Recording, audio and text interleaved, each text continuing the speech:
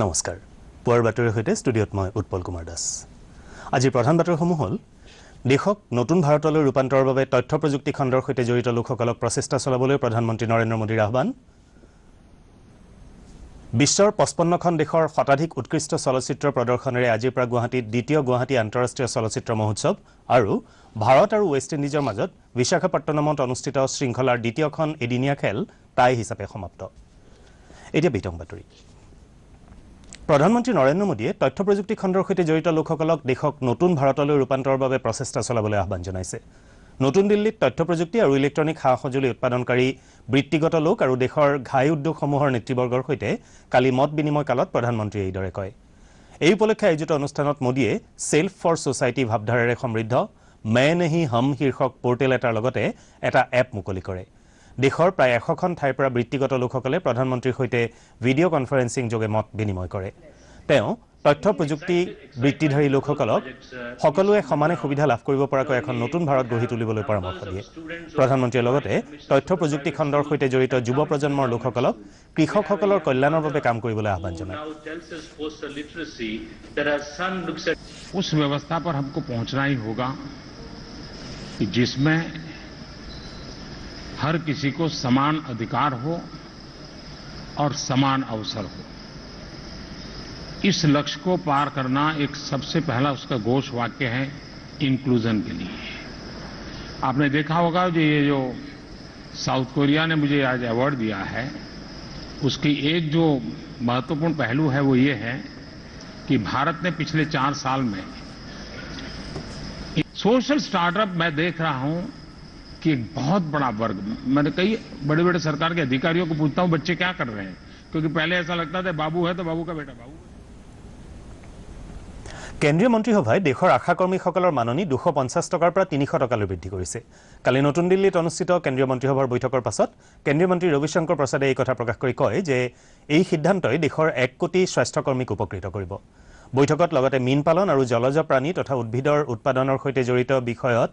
আন্তঃগাঁথনি বিকাশৰ বাবে 7500 কোটি টকা পুঁজি বিনিয়োগৰ বাবে সিদ্ধান্ত লোৱা হয় মন্ত্ৰীসভাই লগতে দেশৰ বিভিন্ন অঞ্চলৰ দক্ষতা বিকাশৰ প্ৰতিষ্ঠান স্থাপনৰো সিদ্ধান্ত লয়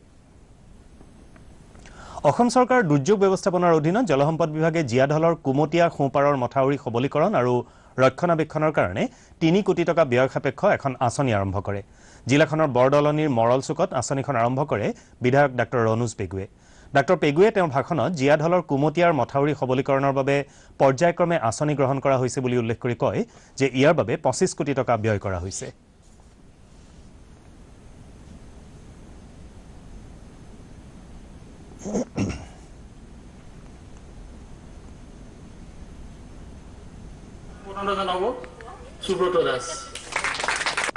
কেইবাটাও পৰ্যায়ত আমি গোটেই কুমতীয়া বা জীয়াধল বা চমৰাজান একেখন নদীৰে কেইবাটাও নাম তো এই নদীৰ সমস্যা সমাধান কৰাৰ কাৰণে আমি ব্যৱস্থা গ্ৰহণ কৰিছোঁ বাওঁ পৰাৰ Meghalaya university of science and technology চমুকৈ USTMত কালি আয়োজিত সমাৱৰ্তন অনুষ্ঠানত বাংলাদেশৰ বিশ্ববিদ্যালয় অনুদান আয়োগৰ অধ্যক্ষ অধ্যাপক আব্দুল মান্নানক ডি.লিট ডিগ্ৰী প্ৰদান কৰা হয় এই অনুষ্ঠানত ৰাজ্যৰ শিক্ষামন্ত্ৰী সিদ্ধাৰ্থ ভট্টাচাৰ্য গুৱাহাটী বিশ্ববিদ্যালয়ৰ উপাচাৰ্য মৃদুল হাজৰিকা আৰু ৰাষ্ট্ৰীয় আইন বিশ্ববিদ্যালয়ৰ উপাচাৰ্য ডক্টৰ JS পাটিলকে ধৰি কেইবাগৰাকীও বিশিষ্ট ব্যক্তি উপস্থিত থাকে অনুষ্ঠানত শিক্ষামন্ত্ৰী ভট্টাচাৰ্য আৰু অধ্যাপক মান্নানে বিশ্ববিদ্যালয় কেইখনৰ উপাচাৰ্য আৰু শিক্ষা প্ৰতিষ্ঠানসমূহৰ সঞ্চালকসকলৰ সৈতে বাংলাদেশ আৰু ভাৰতৰ উত্তৰ পূৰ্বাঞ্চলৰ উচ্চ শিক্ষাৰ ক্ষেত্ৰত দ্বিপাক্ষিক সহযোগিতা সন্দৰ্ভত আলোচনা কৰে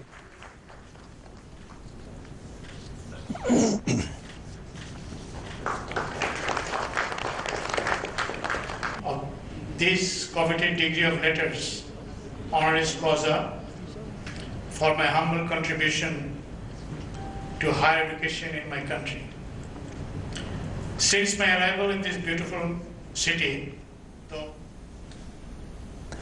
বিশ্বৰ 55খন দেশৰ শতাধিক উৎকৃষ্ট চলচ্চিত্ৰ প্ৰদৰ্শনেৰে আজিৰ পৰা গুৱাহাটীৰ জ্যোতি চিত্ৰবন প্ৰেক্ষাগৃহ আৰু শ্ৰীমন্ত শংকৰদেৱ কলাক্ষেত্ৰত দ্বিতীয় গুৱাহাটী আন্তঃৰাষ্ট্ৰীয় চলচ্চিত্ৰ মহোৎসৱ আৰম্ভ হ'ব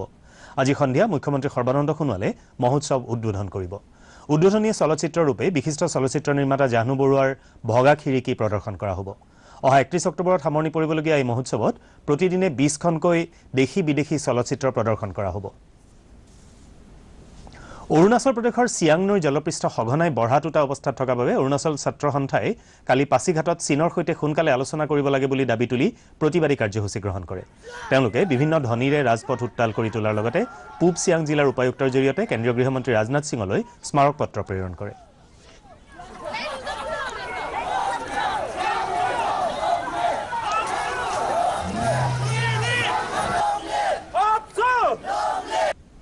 यहाँ का लोग है काफ़ी दुख है, काफ़ी तकलीफ में है और ये अपना एक आक्रोश जताने का है, अपना एक सेंटीमेंट को अपना एक इसको दिखाने का एक ये रैली है। ये सेंट्रल गवर्नमेंट केंद्र सरकार जो है चाइनीज़ गवर्नमेंट का साथ में एक वाटर ट्रीटी होना चाहिए। इस प्रकार से जिस प्रकार से अगर सियांग जब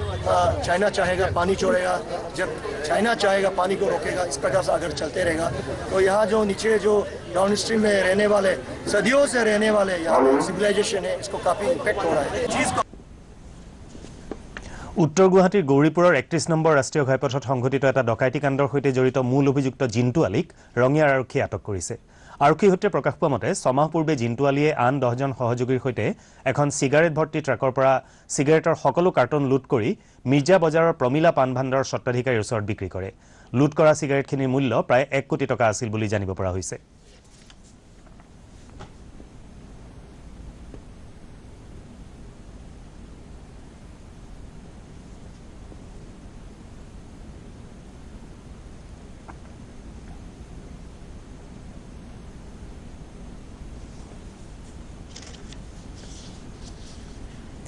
গুৱাহাটীৰ কামাখ্যাধামত অনুষ্ঠিত যোৱাবাৰৰ অম্বুবাচী মেলাত অসম পৰ্যটন উন্নয়ন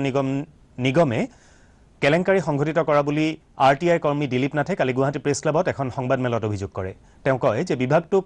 2017 বৰ্ষত অম্বুবাচী মেলাৰ বাবে ৰাজ্য চৰকাৰে 4 কোটি 16 লাখ টকা দিছিল। তেওঁ অভিযোগ কৰে যে বিভাগটোৱে কোনো বিজ্ঞাপন নোহোৱাকৈ আৰু নিবিদা অবিহনে অসমৰ বাহিৰৰ প্ৰতিষ্ঠানক বেনাৰ হোৰ্ডিং আদি নিৰ্মাণৰ দায়িত্ব দিয়ে। তেওঁ চৰকাৰে দিয়া ধনৰ প্ৰায় 2 কোটি টকাৰ নথি পৰ্যটন বিভাগৰ কাৰ্যালয়ত নাই বুলি অভিযোগ কৰে আৰু এনে দুৰ্নীতিৰ বাবে সিবিআই তদন্তৰ বাবে দাবী জনায়। চিৰাং জিলাৰ বিজনীৰ বিজিত নাৰায়ণ সমন্বয় ক্ষেত্ৰত কালিৰ পৰা ৰজাদিনীয়া শ্ৰী শ্ৰী লক্ষ্মী পূজা আৰু মেলা মহোৎসৱ অনুষ্ঠিত হৈছে। এই মহোৎসৱ উদ্বোধন কৰে মুখ্যমন্ত্ৰীৰ প্ৰেছ উপদেষ্টা ঋষিকেশ গোস্বামীয়ে। তেওঁ এই পূজা আৰু মেলাই জনসাধাৰণৰ মাজত সমন্বয় সাধন কৰিছে বুলি মন্তব্য কৰে। উদ্বোধনী অনুষ্ঠানত কেইবাগৰাকীও বিধায়ক আৰু চৰকাৰী বিষয়া উপস্থিত আছিল। উদ্বোধনী অনুষ্ঠানৰ আগেয়ে আয়োজন কৰা সাংস্কৃতিক শোভাযাত্ৰা মুকলি কৰে ৰাজহ চক্ৰ বিষয়া দৰদী দেৱৰায়ে।